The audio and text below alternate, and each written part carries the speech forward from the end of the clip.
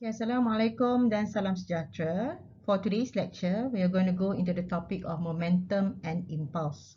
Okay, momentum dan impulse adalah dua parameter yang mempunyai hubung kait di antara satu sama lain.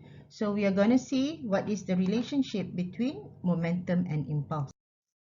Okay, by definition, linear momentum is defined as if an object with mass m is moving with linear velocity v, then the linear momentum of the object is given as p. Okay, p adalah parameter yang mewakili linear momentum. Di mana p, the small letter p itu diberikan dalam equation dalam bentuk p equals to mv, di mana m is the mass of the object and v is the velocity of the object. Okey, momentum ini adalah suatu parameter atau satu sifat yang hanya dipunyai oleh objek atau jasad yang bergerak. Okey, kalau jasad itu statik atau dia tak bergerak mana-mana, dia tidak ada momentum. Momentum hanya ada pada jasad yang bergerak. That's why the equation for momentum is given as P equals to mv. Okay, when you look at the equation, the parameter P itu adalah suatu quantity vector. Momentum is a vector quantity. Dan bila kita kata dia suatu quantity vector, suatu parameter itu akan mempunyai magnitude dan juga arah. Okay, arah momentum selalunya diberikan atau ditentukan oleh arah velocity. Okay, daripada equation P equals to mv. So V has direction, it will give the direction for P. Okay, when you look at the equation also, the unit for momentum is given as kilogram meter per second, the SI unit. Okay, it comes from mass yang dalam SI unit dia dalam kilogram, dan V, SI unit dia adalah meter per second. So the product of MV will give you kilogram meter per second. Okay, as I've said before, momentum is karakteristik yang dia hanya dipunyai oleh atau dimiliki oleh objek atau jasad yang bergerak. So when you from your form 5 atau SPM punya level, you know about Newton's laws of motion. Okay, daripada Dr. Aisyah punya lecture pun awak tahu apakah dia Newton's laws of motion. Dia ada 3. Okay, the first Newton law has something to do with inertia. Okay, the second law gives you F equals to ma. Then the third law says that if there is an action, there is a reaction. Kalau ada tindakan, ada tindak balas. Okay, now we are concentrating more on Newton's second law, F equals to ma tu. Kita disebabkan Newton law ni mengawal segala benda yang bergerak, dan momentum adalah sifat yang dipunyai oleh jasad atau objek yang bergerak. Kita nak tahu hubung kait di antara dua ni apa dia. Okay, so we are going to see the relationship between momentum and Newton's second law of motion. Okay, when you consider an object mass m travelling with velocity v1, okay, pada awalnya, initially, then at another instant, the velocity of the mass changes to v2. Okay, this is the same mass. Pada awalnya, initially, it has a velocity of v1. Then after some time, it changes its velocity to v2. So when you write down the initial momentum and the final momentum is given dalam equation yang dalam kuning tu, dalam equation dalam highlight kuning tu. So the initial momentum atau P1 is given as mv1 and the final momentum is given as P2 dan dia adalah sama dengan mv2. Okay, M tu tak ada 1, 2 kat dia sebab dia objek yang sama. Okay, so the change of momentum is given by delta P. Dia adalah final momentum minus the initial momentum. So P2 minus P1. And it's also when you elaborate the equation, it becomes equals to mv2 minus v1. Dia datang daripada mv2 minus mv1. Okay, you factor keluarkan M tu. Okay, so you have delta P, change of momentum, is given as m delta V. Okay, delta V itu adalah change in velocity. Okay. So, kita katakan masa yang diambil untuk velocity itu berubah adalah delta T. Okay, jadi kita bahagikan dia. Delta P bahagi delta T equals to m delta V bahagi delta T. Okay, masa yang untuk perubahan velocity dan akan menyebabkan perubahan momentum. So if the time to change the velocity is small, you have dalam bentuk second equation tu dp over dt equals to m delta v dv over dt. Okay, when you look at the second equation, dv over dt, the rate of change of velocity against time will give you acceleration. Okay, dv over dt tu akan bagi you a. Okay, so you have dp over dt equals to ma equals to f. Okay, so Newton's second law of motion is given as f equals to ma dan dia adalah sama dengan perubahan momentum. Okay, that is the relationship between Newton's second law of motion and momentum. Okay, where it's given as the f, okay, daya yang dikenakan tu adalah sama dengan perubahan p atau perubahan momentum. Okay, just now I mentioned the F. F ni, daya F tu is called an external force. Okay, daya luar daripada sistem atau daya luar. Whenever we have a system, kita kata jasad tu satu sistem. Daya luar yang dikenakan tu adalah external force. Okay, force F is the external force exerted upon the particle to change its velocity. So this force dikenakan ke atas sistem dan dia akan mengubah velocity itu sama ada dari segi magnitude atau dari segi direction. Either way. Okay, it can change the magnitude, katakan daripada daripada 1 meter per second kepada 3 meter per second. Okay, lagi laju. Atau dia akan ubah daripada segi direction. Okay, mula-mula dia jalan ke kanan. Kemudian bila dikenakan force ini, dia ada satu angle dia berubah. 30 degrees above the horizontal. Okay, itu dari segi perubahan direction. Okay. Bila kita katakan dia ada external force and this complies dengan Newton's second law yang mengatakan bahawa the object should be moving with velocity v if there is no net force or external force acting on the object. Betul lah dia kata kalau kita ada force luar yang dikenakan F tu, maka akan ada perubahan v secara tak langsung akan mengakibatkan perubahan terhadap momentum. Alright? So the force acting on the object to change its velocity is equal to the rate change of the momentum. Okay, ini katakan F equals to ma itu adalah sama dengan dp over dt. Okay, perubahan momentum terhadap masa. Okay, dalam bentuk statement dia is the last statement tu lah. Dia kata the force acting on the object to change its velocity is equal to the rate change of the momentum. Okay, we look at an example. Calculate the momentum of a proton which is moving with the speed 1% the speed of light. Okay, proton maknanya yang benda kecil dia, proton, neutron, electron. It has a very small mass. Okay, the mass of proton is given as 1.67 times 10 to the power negative 27 kilogram. Negative 27 is very small and the speed of light is given as 3 times 10 to the power of 8 meter per second. Okay, so sekarang ni dia nak tahu apakah dia momentum proton tersebut. Okay, the momentum is given as P equals to mv. M is the mass of the proton.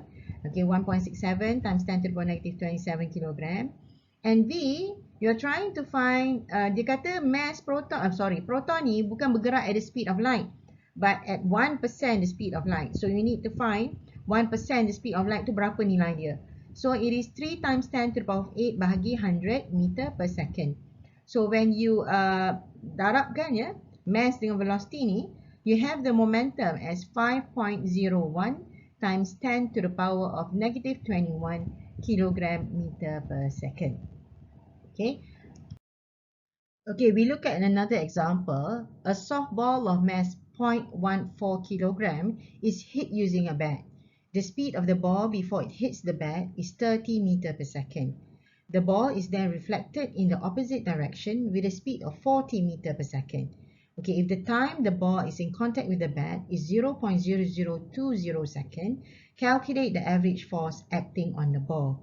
Okay, the question sekarang nak tahu apakah daya yang dikenakan ke atas bat tu bat tu bila dia hit the ball. Okay, what is the force? Alright, so now when you look at you're trying to find the force. You're trying to find the relationship between the force and the momentum. Okay, whenever you're dealing with momentum, you know that momentum is a vector quantity. Okay, awak perlu mempertimbangkan arah dan juga magnitude momentum tersebut. Okay, when you look at how I solve, F equals to delta P over delta T. Okay, delta P adalah perubahan laju darab dengan mass. Okay, because it's the same ball, it's the same softball. Okay, jadi kita keluarkan M tu keluar dan kita ada delta V sahaja. Okay, delta V tu kita tahu dia adalah perubahan akhir tolak perubahan awal. Okay, dalam soalan diberi nilai-nilai velocity itu sebagai 30 dan 40. Disebabkan dia satu quantity vector, awak perlu mempertimbangkan direction dia. Okay, so in this case, in my way of solving, saya designate dia punya arah yang bergerak, ball tu bila bergerak daripada batter kepada pitcher. Maknanya batter ni yang pemukul dengan bat tu dan pitcher tu yang baling. Maknanya 40 meter per second itu saya designate sebagai positif. Okay, dan daripada pitcher tu kepada batter yang baling kepada pemukul tu 30 meter per saat. Dia sebab dia opposite direction jadi maknanya dia akan ambil nilai negatif. So when you look at the tepi tu ada satu nota, initial sama dengan negative value, final sama dengan positive value. So when you insert all the data into the equation, okay, M dia sebagai 0.14 kg, V after dia 40, dia positif sebab final dia positif, dan initial dia adalah 30 meter per second, we designate as negative. Okay, bahagi dengan time, you have the force as 4,900 Newton. Okay, it is a very big force, a big magnitude of force. Okay, so bila kita selesaikan, bukan sahaja awak kena mempertimbangkan magnitude, ingat awak perlu juga mempertimbangkan direction. Okay, then we look at another example. Okay, it says that a softball of mass 0.14 kg is hit by a bat. Okay, the speed of the ball before it hits the bat is 30 meter per second, and the ball is then deflected in the direction 60 degrees with the initial line of motion with a speed of 40 meter per second. Okay, if the time in contact with the ball is 0.0030 second, calculate the average force acting on the ball. Okay, when you look at this question, dia adalah sama dengan soalan tadi, the slide before. Okay, except that all the parameter, mass dia sama, the speed of the ball before it hits the bat is the same. But in this case, the difference is that the ball is not hit right straight back. Okay, dia tidak, orang cakap, straight depan hala linear terus. Okay, tapi dia deflected. Dia terpesong sedikit dengan arah 60 darjah with the initial line of motion. When you look at the first diagram, VI tu adalah 30 meter per second tu.